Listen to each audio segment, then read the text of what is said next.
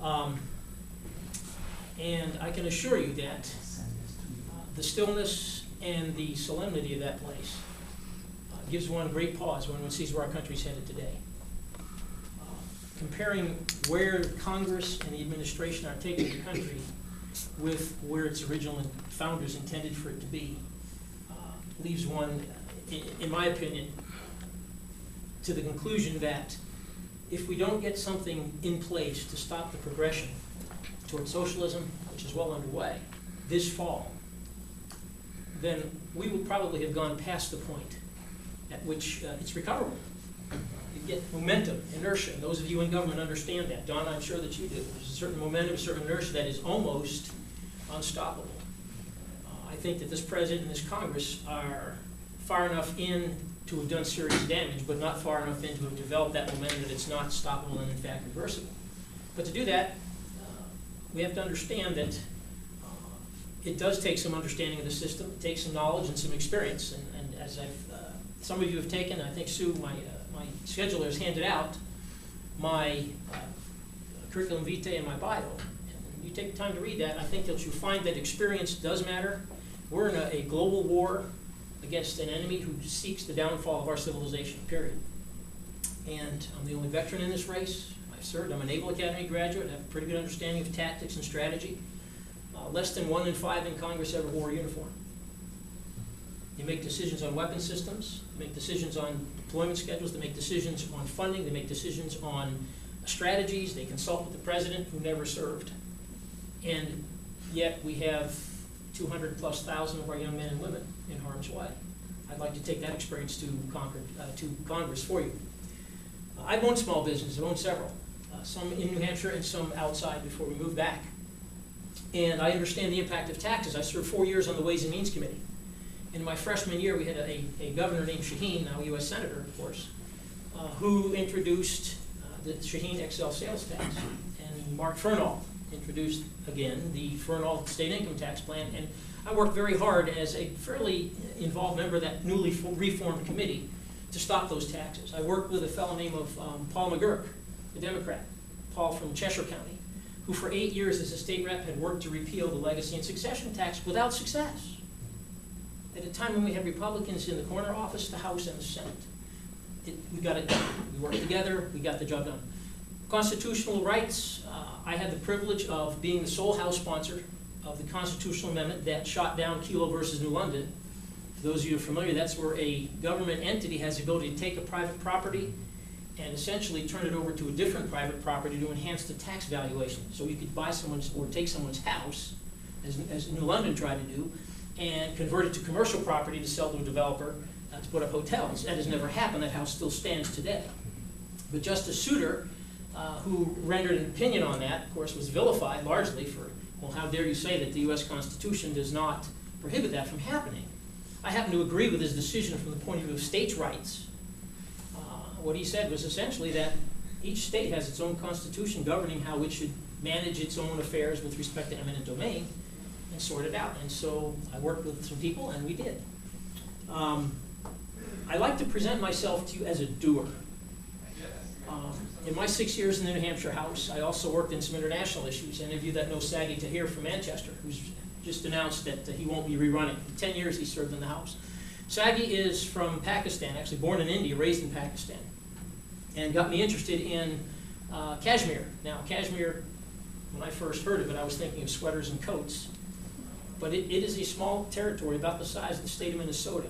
It's bounded by India, Red China, Afghanistan, and Pakistan. It is right in the crosshairs of where this terrorism is coming from. Interestingly enough, the United States back in 1947, 8-9 time frame, when the United Nations formed the United Nations Commission on India and Pakistan, was a staunch advocate for self-determination in Kashmir. It's never occurred. 65 odd years. I went over there on the premise of investigating atrocities being committed by the Indian military. And I'm a Naval Academy grad and Marine. I know war, I understand it. I also believe very strongly in the code of conduct of the militaries, and I can assure you that it was not being followed over there. There have been over 11,000 women raped, okay, in about the last 18 years. Not a single prosecution brought against Indian military people. So I have a scope of experience and a passion to make things better. I also am a fiscal conservative. I'm a conservative across the board, as my 6 years in Concord will attest, with a voting record, of which I'm very proud. That kind of experience, as a captain for United Airlines, which I'm currently employed, I travel the world. I fly 777s all over the planet, and I talk to people about what's going on in their countries and what's going on in our country. It gives me a perspective, I think, that that is probably more relevant than most other people with respect to foreign affairs. And so my belief is that if we're going to send someone to Congress, in this state we've got 2 representatives. 2 out of 435 doesn't comprise a very large percentage.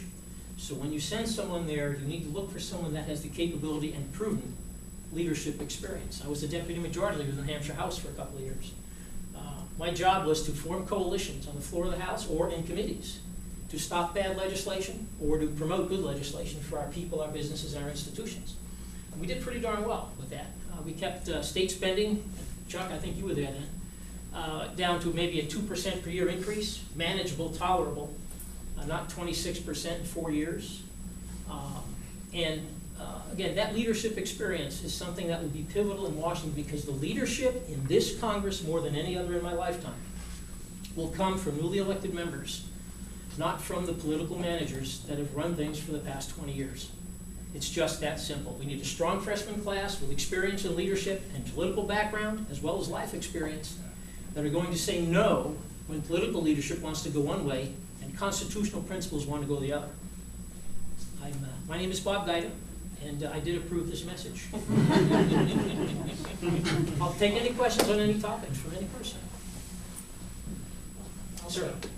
Given the fact that the deficit's about 1.6 trillion, could you give us some specific examples where you might be in favor of cutting so that you can get closer? There's 5 departments that I looked at that are not only fiscally killing us, but also regulatorily. Our businesses are strangling, and I hear it all the time. EPA. I am all in favor of responsible stewardship of our resources.